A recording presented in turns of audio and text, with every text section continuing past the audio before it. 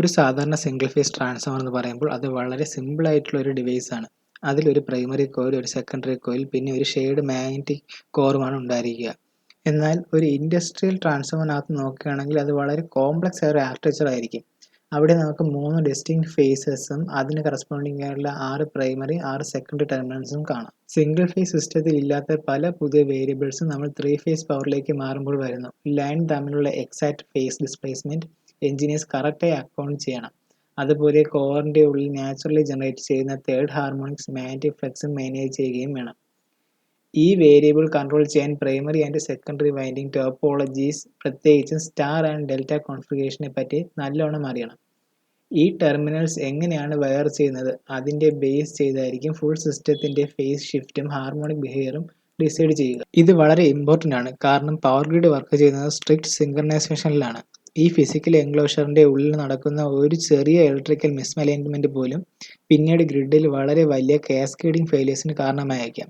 അടുത്തത് നമ്മൾ നോക്കുന്നത് ജിയോമെട്രിക്കൽ കണക്ഷൻസ് എങ്ങനെയാണ് സ്ട്രിക്റ്റ് വെക്ടർ കൺസ്ട്രെയിൻസ് എൻഫോഴ്സ് ചെയ്യുന്നത് എന്നാണ്. അതിൽ നിന്നും പാരലൽ ഓപ്പറേഷന്റെ ഫിസിക്സും അതുപോലെ ഓട്ടോ ട്രാൻസ്ഫോമർ വഴി ഈ ഒരു ആർക്കിടെക്ചർ കൊളാപ്സ് ചെയ്യാതെ എങ്ങനെ എഫിഷ്യൻസി മാക്സിമം ആക്കാമെന്നും നമ്മൾ മനസ്സിലാക്കണം. ഒരു 3 ഫേസ് സിസ്റ്റം ഓപ്പറേറ്റ് ചെയ്യാൻ ഫിസിക്കൽ ജിയോമെട്രിയിൽ നല്ല മാസ്റ്റർ വേണം, എന്നാലേ ഗ്രിഡ് ഫെയിലിയർ തടയാൻ കഴിയൂ. ഈ ജിയോമെട്രിയുടെ ബേസ് ലൈൻ എന്നത് മെഷീന്റെ 3 ടെർമിനൽ എൻഡ്സ് എങ്ങനെയാണ് തമ്മിൽ കണക്ട് ചെയ്തിരിക്കുന്നത് എന്നതിലാണ്. എല്ലാ ന്യൂട്രൽ എൻഡ്സും ഒരു സിംഗിൾ സെൻട്രൽ പോയിന്റിലാണ് മീറ്റ് ചെയ്യുന്നതെങ്കിൽ അതിനെ സ്റ്റാർ അല്ലെങ്കിൽ വൈ കണക്ഷൻ എന്ന് പറയും. എന്നാൽ ഒരു വൈൻഡിങ്ങിന്റെ എൻഡ് ഡയറക്റ്റായി അടുത്ത വൈൻഡിങ്ങിന്റെ സ്റ്റാർട്ടുമായി കണക്ട് ചെയ്ത് ഒരു ക്ലോസ് ലൂപ്പ് ഫോം ചെയ്യുകയാണെങ്കിൽ അത് ഡെൽറ്റ കണക്ഷൻ ആണ്. ഈ star delta combination primary and secondary സൈഡിൽ നമുക്ക് ഡിഫറെന്റ് രീതിയിൽ മിക്സ് മാച്ച് ചെയ്യാൻ കഴിയും. അതുകൊണ്ട് തന്നെ ഇതിനെ ക്ലാസിഫൈ ചെയ്യാനായി ഇന്റർനാഷണൽ ഇലക്ട്രോ ടെക്നിക്കൽ കമ്മീഷൻ അഥവാ IEC വെക്ടർ ഗ്രൂപ്പ് എന്ന ഒരു സ്റ്റാൻഡേർഡ് നോമൻക്ലേച്ചർ ക്രിയേറ്റ് ചെയ്തിട്ടുണ്ട്. ആ നോമൻക്ലേച്ചേഴ്സ് നമുക്ക് ട്രാൻസ്ഫോമേഴ്സിന്റെ നെയിം പ്ലേറ്റ് നോക്കിക്കഴിഞ്ഞാൽ YND1 അതുപോലെ തന്നെ DYN11 എന്നൊക്കെയുള്ള പേരുകളിൽ കാണാൻ കഴിയും. ഇപ്പോൾ ഈ സ്കിമാറ്റിക്കും അതുപോലെ ഫേസ് ആംഗിളും മാപ്പ് ചെയ്യുന്ന ക്ലോക്ക് ഫേസ് ഡയഗ്രാം നോക്കൂ. പ്രൈമറി സൈഡ് ഡെൽറ്റയും സെക്കൻഡറി സൈഡ് സ്റ്റാറിലും വയർ ചെയ്യുമ്പോൾ വോൾട്ടേജ് റേഷ്യോനെ അപേക്ഷിച്ച് വേവിന്റെ ടൈമിങ്ങിൽ മാറ്റവും വരുന്നു. ഡെൽറ്റ പ്രൈമറിയിലും ലൈൻ വോൾട്ടേജ് ഫേസ് വോൾട്ടേജിന് ഈക്വൽ ആയിരിക്കും. അതുപോലെ സ്റ്റാർ സെക്കൻഡറിയിൽ ഒരു ന്യൂട്രൽ പോയിന്റും ഉണ്ടായിരിക്കും. ഈ കാരണം കൊണ്ട് secondary voltage exact 30 degree lag ചെയ്യാനും ലീഡ് ചെയ്യാനോ ഈ മാത്തമാറ്റിക് ഫോഴ്സ് ചെയ്യും. പക്ഷേ രണ്ട് സൈഡിലും നമ്മൾ ഐഡന്റിക്കൽ ടോപ്പോളജീസ്, അതായത് സ്റ്റാർ സ്റ്റാർ അല്ലെങ്കിൽ ഡെൽറ്റ ഡെൽറ്റ എന്ന് ഉപയോഗിക്കുകയാണെങ്കിൽ 30 ഡിഗ്രി ഷിഫ്റ്റ് അവോയ്ഡ് ചെയ്യാം. ഈ ഫേസ് ഡിസ്പ്ലേസ്മെന്റ് മാത്തമാറ്റിക്കലി 0 അല്ലെങ്കിൽ 180 ഡിഗ്രിയായി സ്ട്രിക്റ്റായി ലോക്ക് ചെയ്യപ്പെടും. സെക്കൻഡറി സൈഡിൽ ഒരു വോൾട്ടേജ് പീക്ക് എപ്പോൾ ആയിരിക്കും വരിക എന്ന് പ്രൈമറി സൈഡുമായി കമ്പയർ ചെയ്ത് എക്സാക്റ്റായി മനസ്സിലാക്കാൻ എഞ്ചിനീയേഴ്സ് ഈ വെക്ടർ ഗ്രൂപ്പ് ആണ് ചെക്ക് ചെയ്യുക. കോപ്പർ വയറിന്റെ ഫിസിക്കൽ റാപ്പിങ്ങും ലിങ്കിങ്ങും ഒരു ട്രാൻസ്ഫോമറിൽ പെർമനന്റ്ലി ഒരു mathematical phase shift hard core ചെയ്യുകയാണ് ചെയ്യുന്നത്. ഇത് ഒരിക്കലും ബിൽഡ് ചെയ്താൽ പിന്നെ ഈ ടൈമിംഗ് മാറ്റാൻ പറ്റില്ല. പക്ഷേ വോൾട്ടേജ് ടൈമിംഗ് മാത്രമല്ല ഈ സിസ്റ്റത്തിൽ കൺസ്ട്രെയിൻ. മാഗ്നറ്റിക് കോറിന്റെ ഉള്ളിൽ മാഗ്നറ്റൈസേഷൻ കറണ്ടും മാഗ്നറ്റിക് ഫ്ലക്സും തമ്മിൽ റിലേഷൻഷിപ്പ് നോൺ ലീനിയർ ആണ്. ഇത് ഡിഫൈൻ ചെയ്യുന്നത് BH കർവ് ആണ്.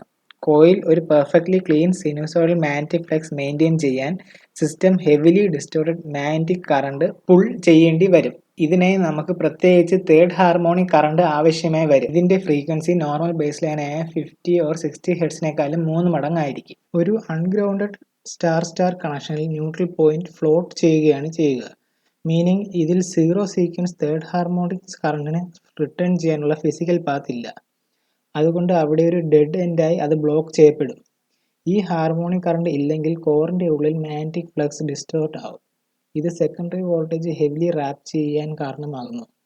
അതുവഴി ന്യൂട്രൽ പോയിന്റ് വൈഡ്ലി ഓസിലേറ്റ് ചെയ്യുകയും ഗ്രിഡിലേക്ക് സെവറൽ ഡിസ്റ്റോർഷൻ ഇൻജെക്ട് ചെയ്യുകയും ചെയ്യും. ഇത് ഫിക്സ് ചെയ്യാൻ നമ്മൾ ഒരു ഡെൽറ്റ വൈൻഡിങ് ഇൻട്രൊഡ്യൂസ് ചെയ്യുന്നു. ഡെൽറ്റ കോൺഫിഗറേഷന്റെ ക്ലോസ് ലൂപ്പിൽ ഈ തേർഡ് ഹാർമോണിക്സ് കറണ്ടിന് ഫ്ലോ ചെയ്യാൻ ഒരു കണ്ടിന്യൂസ് ഇന്റേണൽ പാത്ത് നൽകും. Zero sequence currents perfectly in phase ആയതുകൊണ്ട് അവിടെ ട്രയാങ്കിളിൽ സീംലെസ് ആയി സർക്കുലേറ്റ് ചെയ്യും. അവയെ വൈൻഡിങ്ങിനുള്ളിൽ ഫിസിക്കലി ട്രാപ്പ് ചെയ്യുന്നത് വഴി എക്സ്റ്റേണൽ ട്രാൻസ്മിഷൻ ലൈനിലേക്ക് അത് എത്താതെ തടയാനും പറ്റും. Delta connections grid voltage step up ചെയ്യുന്നതോടെ ഒപ്പം വേവിന്റെ ഇന്റഗ്രിറ്റി പ്രിസർവ് ചെയ്യാനും ഒരു ജിയോമെട്രിക് ഫിൽട്ടറായും ആക്ട് ചെയ്യുന്നു. ഗ്രിഡിൽ ഡിമാൻഡ് കൂടുമ്പോൾ ഒരു സിംഗിൾ ട്രാൻസ്ഫോമർ മതിയാവില്ല. സോ എഞ്ചിനീയേഴ്സ് മൾട്ടിപ്പിൾ യൂണിറ്റ്സ് പാരലായി കണക്ട് ചെയ്യുന്നു. അങ്ങനെ പാരലൽ ചെയ്യുമ്പോൾ സ്ട്രിക്റ്റായി 3 റൂൾസ് ഫോളോ ചെയ്യണം. അവയ്ക്ക് ഐഡന്റിക്കൽ വോൾട്ടേജ് റേഷ്യോ ഉണ്ടായിരിക്കണം, മാച്ചിങ് പെർ യൂണിറ്റ് ഇംപിഡൻസ് വേണം, ഐഡന്റിക്കൽ വെക്ടർ ഗ്രൂപ്പ്സും ആയിരിക്കണം. 2 ഐഡന്റിക്കൽ DYN11 യൂണിറ്റ് ഒരു കോമൺ ബസ് ബാറിലേക്ക് വയർ ചെയ്താൽ അവ ടോട്ടൽ ലോഡ് പ്രപ്പോർഷണലി ഡിവൈഡ് ചെയ്ത് സേഫായി വർക്ക് ചെയ്യും. പക്ഷേ അവിടെ ഒരു DYN11 യൂണിറ്റ് YY0 യൂണിറ്റുമായി പാരലൽ ചെയ്താൽ സിസ്റ്റം ഡാമേജ് ആയി പോകും. അതിന്റെ പിന്നിൽ ഫിസിക്കലി എന്താണെന്നാൽ ഈ 2 ട്രാൻസ്ഫോമറും സെയിം 480 വോൾട്ടിലേക്കാണ് സ്റ്റെപ്പ് ഡൗൺ ചെയ്യുന്നതെങ്കിലും YY0 യൂണിറ്റിൽ DYN11 ഉള്ളതുപോലെ 30 ഡിഗ്രി ഫേസ് ഷിഫ്റ്റ് ഇല്ലായിരിക്കും. ഈ ഫേസർ ഡയഗ്രാം നോക്കിയാൽ മനസ്സിലാകും ഈ 30 ഡിഗ്രി ഫേസ് ഗ്യാപ്പ് ഒരു സിഗ്നിഫിക്കന്റ് വോൾട്ടേജ് ഡിഫറൻഷ്യൽ ഡൈനാമിക്കായി ΔV ക്രിയേറ്റ് ചെയ്യുന്നുവെന്ന്. ഈ മെഷീൻസ് തമ്മിൽ ജമ്പ് ചെയ്യുന്ന സർക്കുലേറ്റിംഗ് കറണ്ട് കാൽക്കുലേറ്റ് ചെയ്യാൻ, അതായത് IC കാൽക്കുലേറ്റ് ചെയ്യാൻ ഈ വോൾട്ടേജ് ഡിഫറൻഷ്യലിനെ അവയുടെ internal impedance ZA and ZB കൊണ്ട് ഡിവൈഡ് ചെയ്താൽ മതി. ഒരു മാസീവ് ട്രാൻസ്ഫോമറിന്റെ ഇന്റേണൽ പെർ യൂണിറ്റ് ഇംപിഡൻസ് വളരെ ചെറിയ ഒരു ഫ്രാക്ഷൻ ആയിരിക്കും. സോ ചെറിയ ഫ്രാക്ഷൻ കൊണ്ട് ഡിവൈഡ് ചെയ്യുമ്പോൾ സർക്കുലേറ്റിംഗ് കറണ്ട് വളരെയധികം കൂടും. ഈ മാസീവ് കറണ്ട് ട്രാൻസ്ഫോമർ കോയിൽസിന് ഇടയിലുള്ള കണ്ടിന്യൂസ് ലൂപ്പിലാണ് ഫ്ലോ ചെയ്യുക. ഇതുവഴി കൂടുതൽ ഹീറ്റ് ജനറേറ്റ് ചെയ്യുകയും ഗ്രിഡിൽ എക്സ്റ്റേണൽ ലോഡ് ഒന്നും ഇല്ലെങ്കിൽ പോലും ഇന്റേണൽ കോപ്പർ വൈൻഡിങ് ഉരുകുകയും ചെയ്യും. So vector groups perfectly aligned അല്ലെങ്കിൽ ട്രാൻസ്ഫോമർ പവർ ഷെയർ ചെയ്യുന്നതിന് പകരം ഒരു ഷോർട്ട് സർക്യൂട്ടായി ആക്ട് ചെയ്യുകയാണ് ചെയ്യുക. റിയൽ വേൾഡ് ഓപ്പറേഷനിൽ മെറ്റീരിയൽ ഫെയിലിയർ ഉണ്ടാകുമ്പോൾ എക്യുപ്മെന്റ്സ് ഹാൻഡിൽ ചെയ്യാൻ അസിമെട്രിക്കൽ സൊല്യൂഷൻസ് ആവശ്യമായി വരും. ഒരു സ്റ്റാൻഡേർഡ് 3 ട്രാൻസ്ഫോമർ ഡെൽറ്റ ബാങ്കിൽ ഒരു യൂണിറ്റ് ഫെയിൽ ആയാൽ ആ ഫേസ് വൈൻഡിങ് ഫിസിക്കലി റിമൂവ് ചെയ്ത് ഒരു open delta or VV configuration create ചെയ്യാൻ പറ്റും. സിസ്റ്റം ഇപ്പോഴും 3 ഫേസ് പവർ ഡെലിവർ ചെയ്യും. പക്ഷേ കപ്പാസിറ്റി ഗേജിൽ നോക്കിയാൽ മനസ്സിലാകും ടോട്ടൽ KVA ഔട്ട്പുട്ട് ഒറിജിനൽ ബാങ്കിന്റെ എക്സാക്ട്ലി 57.7% ആയി കുറയും എന്ന്. ഇങ്ങനെ ചെയ്യുന്നത് ഇന്ററപ്ഷൻ ഇല്ലാതെ വർക്കാനുള്ള താൽക്കാലിക സൊല്യൂഷൻ മാത്രമാണ്. അടുത്തൊരു കൺസ്ട്രെയിന്റ് വരുന്നത് ഒരു 3 ഫേസ് ഗ്രിഡ് ഒരു 2 ഫേസ് ഇൻഡസ്ട്രി ലോഡുമായി ബ്രിഡ്ജ് ചെയ്യേണ്ടി വരുമ്പോഴാണ്. Like an old electric arc furnace. ഇതിനായി നമ്മൾ യൂസ് ചെയ്യുന്ന മാത്തമാറ്റിക്കൽ സൊല്യൂഷൻ ആണ് സ്കോട്ട് T കണക്ഷൻ. അതിൽ 2 separate single phase transformers use ചെയ്യും.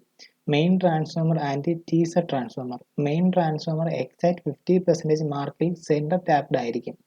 ടീസർ അതിലേക്ക് 86.6% ടേൺ റേഷ്യോ വൈൻഡിങ്ങിൽ കണക്ട് ചെയ്യുകയും വേണം. ഈ പ്രിസൈസ് പെർസെന്റേജ് വഴി ഇൻകമിംഗ് 120 ഡിഗ്രി ഫേസ് ഷിഫ്റ്റിനെ നമുക്ക് 90 ഡിഗ്രി ഓഫ്സെറ്റ് ആക്കി മാറ്റാൻ കഴിയും.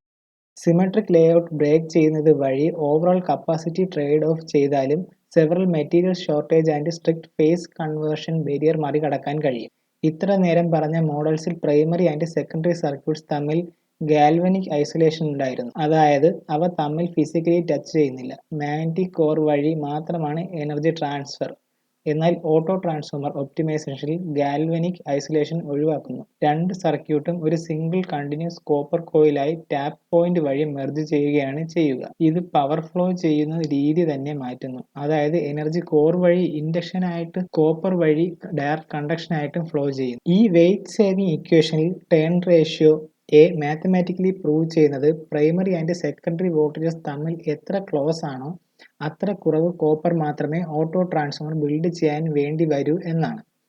ഫിസിക്കൽ വൈൻഡിങ് ഷ്രിങ്ക് ചെയ്യുന്നത് കൊണ്ട് വെയിറ്റ് കുറയും, ലീക്കേജ് റിയാക്റ്റൻസ് കുറയും, പിന്നെ തെർമൽ ലോസും വളരെ കുറവായിരിക്കും. സർക്കുലേറ്റിംഗ് കറൻസ് തടയാൻ വെക്ടർ ഗ്രൂപ്പ്സിന്റെ അലൈൻ ചെയ്യുന്നതായാലും വൈൻഡിങ് ടോപ്പോളജി കൊളാപ്സ് ചെയ്ത് ഓട്ടോ ട്രാൻസ്ഫോമർ ബിൽഡ് ചെയ്യുന്നതായാലും അൾട്ടിമേറ്റ് ആയി ഇലക്ട്രിക്കൽ എഞ്ചിനീയറിംഗ് എന്നത് ഫിസിക്സിനെയും ജോമെട്രിയുടെയും റിഗറസ് അലൈൻമെന്റ് തന്നെയാണ് ഓപ്പറേറ്റ് ചെയ്യുന്നത്. എന്നാലേ ഗ്രിഡ് കൺട്രോൾ ചെയ്യാൻ കഴിയൂ. Thank U.